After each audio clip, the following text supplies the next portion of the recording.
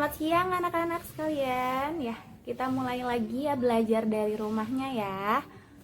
Nah, kali ini Ibu Wahdini Trilestari akan membahas tentang materi kontraksi yang ada di bab abreviasi. Nah, sebelumnya ya, sebelum kita memulai pembelajaran kali ini, ya kita berdoa ya sama-sama. Semoga pandemi COVID-19 ini segera berakhir ya, dan kita semua dalam keadaan sehat walafiat ya. Berdoa dimulai.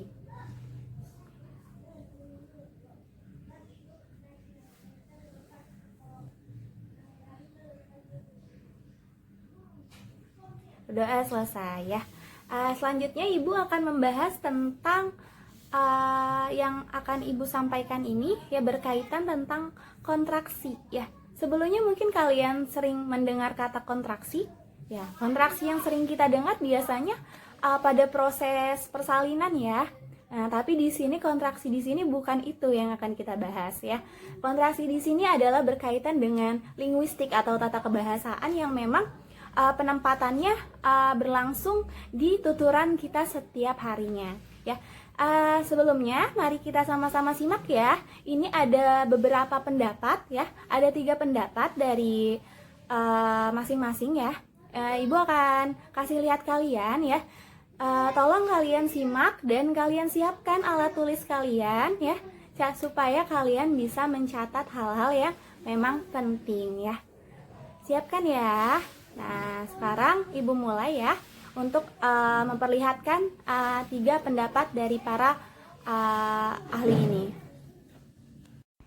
Apa itu kontraksi?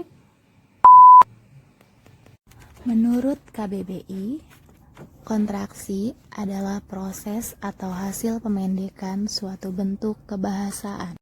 Menurut Tarigan, kontraksi berarti penyingkatan, penyusutan, dan penciutan fonem dalam kata tanpa perubahan makna kata. Menurut Krida Laksana, kontraksi yaitu proses pemendekan yang meringkaskan leksem dasar atau gabungan leksem. Kalian sudah lihat ya beberapa pendapat tadi ya yang sudah ditampilkan, yaitu menurut apa yang tadi pertama menurut KBBI, yang kedua itu menurut Tarigan, dan yang ketiga itu menurut Krida Laksana. Nah, di sini Ibu akan menjelaskan secara keseluruhan apa itu kontraksi dari 3 pendapat itu ya. Kontraksi dalam linguistik adalah pemendekan suatu kata, suku kata, atau gabungan kata dengan cara penghilangan huruf yang melambangkan font di dalam kata tersebut ya. Dalam bahasa Indonesia, kontraksi banyak terjadi pada bahasa ragam tuturan nonformal ya. Hal ini disebabkan karena ragam tuturan nonformal atau tuturan sehari-hari banyak terjadi penyingkatan-penyingkatan ya, bahwa si penutur ini melakukan penuturan kata dengan secepat mungkin dan sehemat tenaga mungkin. Nah, hal ini banyak terjadi ya di sekitar kita. Para penutur ingin berbicara secepat mungkin. Nah, maka itu dia melakukan proses kontraksi. Nah, ada beberapa contoh dari proses kontraksi yang akan Ibu jelaskan ya. Contoh yang pertama dari proses kontraksi ya, itu pada kata kenapa ya. Bentuk aslinya itu kenapa. Nah, hilang suku kata ke. Hasil kontraksinya adalah napa. Contoh kalimatnya, beliin sekalian napa. Nah, ini banyak sekali kita dengar orang atau si penutur ini berbicara napa. Ini banyak terjadi pada daerah-daerah Jakarta atau Bekasi ya, napa gitu kan.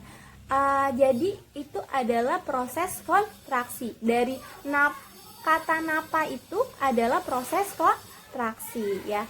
Itu adalah penghilangan suku kata ke yang seharusnya adalah kenapa ya. Nah, itu adalah contoh kontraksi yang pertama ya. Contoh kontraksi yang kedua pada kata enggak ya. Bentuk aslinya enggak. Penghilangan yang terjadi yaitu hilang font eng, bunyi eng ya. Hasil kontraksinya adalah enggak. Contoh kalimatnya, udah nggak jadi kok. Nah, biasanya kata nggak yang biasa dituturkan ini kata-kata yang dituturkan sehari-hari, yang seharusnya adalah katanya adalah enggak ya. Biasanya seorang itu menyebutnya aja hanya enggak aja gitu kan, tidak menyebut dengan dengungan eng tersebut. Nah, dan maka dengan ini disebut sebagai kontraksi ya. Ya, itu contoh yang kedua. Contoh kontraksi yang ketiga adalah pada kata sebentar ya. Bentuk aslinya yaitu sebentar. Nah, penghilangan suku kata yang terjadi ada dua suku kata yang hilang, yaitu se dan ben. Hasil kontraksinya adalah tar. Nah, contoh kalimat yang sering mungkin adalah tar lagi juga beres gitu kan. Nah, kata tar, sering ya kita mendengar kata tar gitu kan. Tar besok gitu kan. Itu padahal adalah kata sebentar ya. Kata sebentar ini mengalami kontraksi dengan dua suku kata, yaitu se dan ben. Makanya hasilnya adalah kata tar. Nah, itu termasuk proses kontraksi. Nah, itu 3 contoh yang sudah Ibu jelaskan ya. Semoga kalian paham dan mengerti ya penyampaian materi dari Ibu. Nah, kali ini Ibu akan memberikan tugas buat kalian. Tugas ini akan dikumpulkan di pekan depan ya. Tugas ini kalian kerjakan di rumah ya. Pertanyaannya adalah sebutkan minimal 5 kata yang terjadi di proses kontraksi ya. Kata apa saja yang sudah kalian dengar di kehidupan sehari-hari ya. 5 kata ya. Silahkan kalian kerjakan di rumah ya.